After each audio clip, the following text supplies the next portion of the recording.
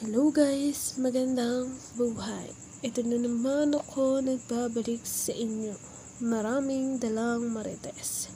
January 15, 2023 nung mag-propose sa akin si Isagani Peria. Hindi naman ako nagmamaganda nung time na yun kaya tinanggap ko na. Joke. At yan nga pala ang mga pamilya naming supportive. Di nga pala natapos ang taon at nagbuo kami ng desisyon na ituloy ang plano na lumagay sa tahimik. Kaya hindi na kami nagpaligoy-ligoy pa, inasikaso namin ang gagawin sa kasal.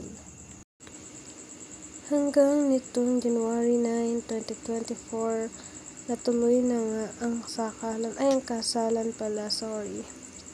Kasama ang aming mapagmahal na magulang, mga ninong at ninang, mapagmahal ng mga kamag-anak, mga pamangkin, ay natapos na maayos at matiwasay ang aming kasal.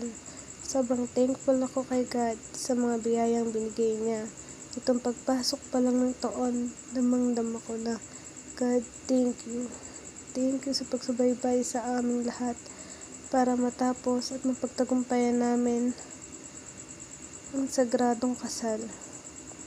Guys, ipakikilala ko nga pala sa inyo ang napaka-cool at pilyong ninong ko. Ayan si Ninong Manila.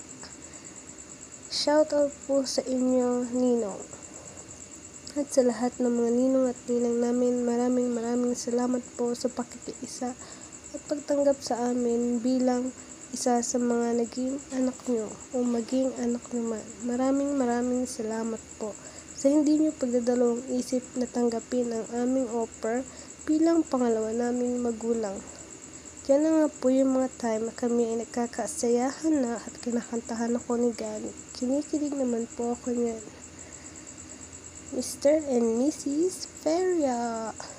That's my ninang, my mother and father. Dahil napagod nga po pala kami, ayan na, alam niyo na. Joke, nag-ano lang kami yan, nag-date lang kami yan. Diba? Date.